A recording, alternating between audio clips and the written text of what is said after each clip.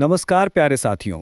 MPPSC और अन्य प्रतियोगी परीक्षाओं की तैयारी करने वालों का एक बार फिर से स्वागत है। मैं हूं आपका दोस्त और होस्ट मनोहर सोनी। दोस्तों, पिछली कड़ी में हमने ग्लोब की अदृश्य रेखाओं के सहारे मध्य प्रदेश की सटीक लोकेशन को समझा था। हमने अक्षांश और देशांतर के उन आंकड़ों को डिकोड किया जो इस प्रदेश की जलवायु और समय को परिभाषित करते हैं। हमने कर्क रेखा के साथ एक रोमांचक सफर भी तय किया। हमने जाना कि कैसे ये काल्पनिक रेखाएं हमारे प्रदेश के यथार्थ को गढ़ती हैं। लेकिन दोस्तों, भूगोल सिर्फ काल्पनिक रेखाओं का अध्ययन नहीं है। ये उन वास्तविक जमीनी हदों का भी विज्ञान है जहां एक प्रदेश की मिट्टी खत्म होती है और दूसरे की शुरू होती है। ये सीमाएं सिर्फ नक्शों पर खिंची लकीरें नहीं होती, ये दो संस्कृतियों के मिलन का आंगन होती हैं, दो बोलियों के संगम का घाट होती हैं और दो अलग अलग पहचानों के बीच एक पुल होती हैं। ये वो जगहें हैं जहां मध्य प्रदेश सिर्फ मध्य प्रदेश नहीं रहता, बल्कि कभी थोड़ा सा उत्तर प्रदेश, कभी थोड़ा सा महाराष्ट्र, कभी राजस्थानी, तो कभी छत्तीसगढ़ी हो जाता है। तो चलिए आज हम अपनी यात्रा को जूम आउट मोड से जूम इन मोड पर लाते हैं। आज हम मध्य प्रदेश के चारों ओर एक विस्तृत परिक्रमा पर निकलेंगे। हम ये जानने की कोशिश करेंगे कि हमारे 5 पड़ोसी राज्य कौन हैं और हमारी सीमाएं उनसे कैसे मिलती हैं। हम उन नदियों, पहाड़ों और मैदानों को देखेंगे जो इन सीमाओं को प्राकृतिक रूप देते हैं। हम उन जिलों की यात्रा करेंगे जो सरहद के प्रहरी की तरह खड़े हैं और अपने पड़ोसियों से रोजमर्रा का लेन देन, सुख दुख और संस्कृति साझा करते हैं। ये यात्रा हमें बताएगी कि मध्य प्रदेश सिर्फ भू आवेष्टित नहीं है, बल्कि ये अपने पड़ोसियों से गहराई से जुड़ा हुआ एक जीवंत और धड़कता हुआ हृदय है। मध्य प्रदेश की सीमाएं, 5 राज्यों का संगम स्थल। जैसा कि हम जानते हैं, मध्य प्रदेश एक पूर्णतः भू आवेष्टित राज्य है जो कुल 5 राज्यों के साथ अपनी सीमाएं साझा करता है। ये सीमाएं प्रदेश की राजनीति, अर्थव्यवस्था, समाज और संस्कृति पर गहरा प्रभाव डालती हैं। आइए इस परिक्रमा की शुरुआत उत्तर पूर्व से करते हैं और घड़ी की दिशा में आगे बढ़ते हैं। भाग 1, उत्तर प्रदेश के साथ सीमा, बुंदेलखंड और बघेलखंड का साझा आंगन। ये मध्य प्रदेश की सबसे लंबी और सबसे जटिल सीमा है जो प्रदेश के उत्तरी और उत्तर पूर्वी हिस्से को आकार देती है। सबसे लंबी सीमा, मध्य प्रदेश अपनी सबसे लंबी स्थलीय सीमा उत्तर प्रदेश के साथ ही बनाता है। सर्वाधिक जिले, मध्य प्रदेश के सर्वाधिक 13 जिले उत्तर प्रदेश की सीमा को स्पर्श करते हैं। यह संख्या किसी भी अन्य पड़ोसी राज्य से कहीं ज्यादा है। सीमावर्ती जिले पश्चिम से पूर्व के क्रम में, मुरैना, चंबल के बीहड़ों वाला ये जिला राजस्थान और उत्तर प्रदेश दोनों से जुड़ा है। भिंड, ये जिला भी अपने बीहड़ों और यमुना की सहायक नदियों के लिए जाना जाता है। दतिया, मां पीताम्बरा की नगरी जो सीधे झांसी, यूपी से जुड़ी है। शिवपुरी, ये जिला भी राजस्थान और उत्तर प्रदेश दोनों को छूता है। अशोकनगर, चंदेरी साड़ियों के लिए प्रसिद्ध ये जिला ललितपुर, यूपी के पास है। सागर, बुंदेलखंड का हृदय स्थल जिसका एक बड़ा हिस्सा उत्तर प्रदेश की सीमा से लगा है। टीकमगढ़, ये जिला 3 ओर से उत्तर प्रदेश से घिरा हुआ है। निवाड़ी, मध्य प्रदेश का सबसे नया जिला जो झांसी और महोबा यूपी के बीच में स्थित है। ओरछा इसकी शान है। छतरपुर, खजुराहो की विश्व धरोहर स्थली वाला ये जिला भी महोबा और बांदा यूपी से जुड़ा है। पन्ना, हीरों की नगरी जिसकी सीमा चित्रकूट यूपी तक जाती है। सतना, चित्रकूट धाम का एक बड़ा हिस्सा सतना में आता है जो इसे उत्तर प्रदेश से आध्यात्मिक रूप से जोड़ता है। रीवा, बघेलखंड का प्रमुख केंद्र जो प्रयागराज यूपी से सीधे जुड़ा है।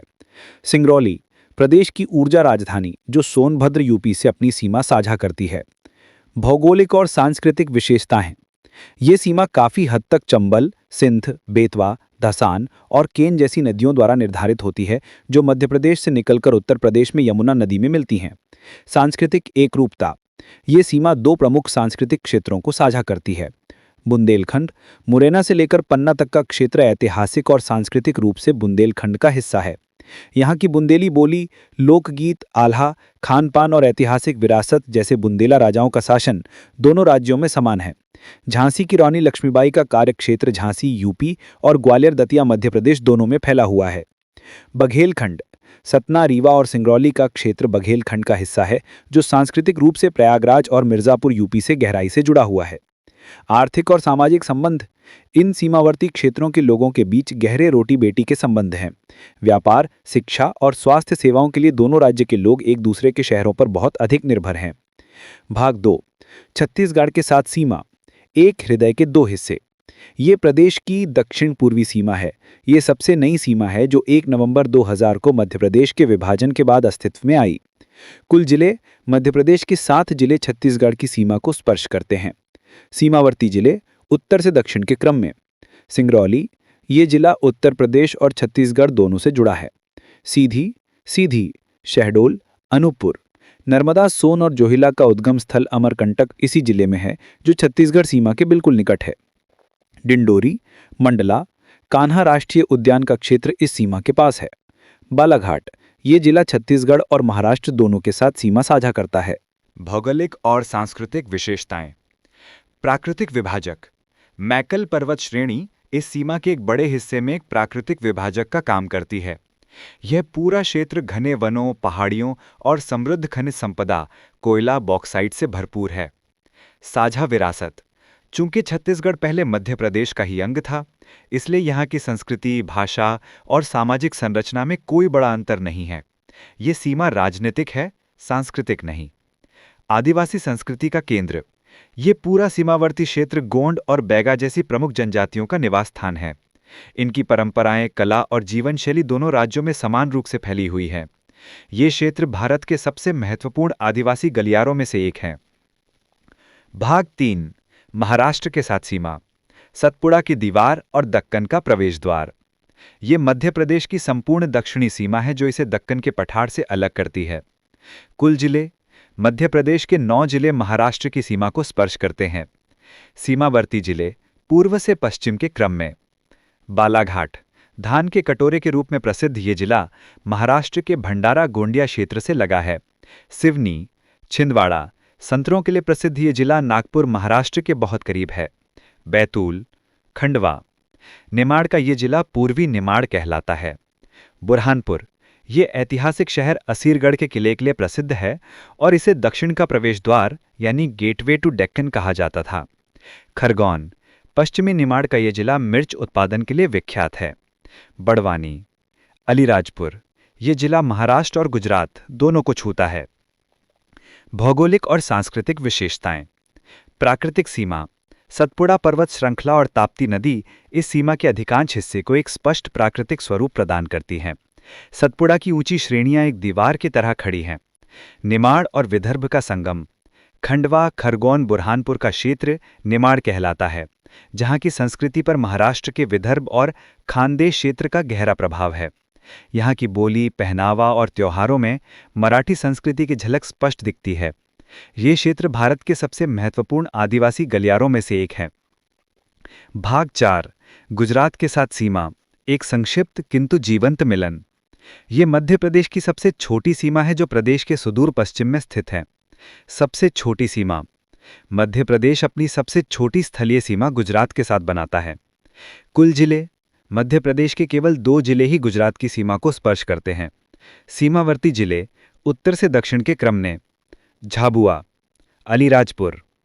भौगोलिक और सांस्कृतिक विशेषताएं। आदिवासी हृदय भूमि।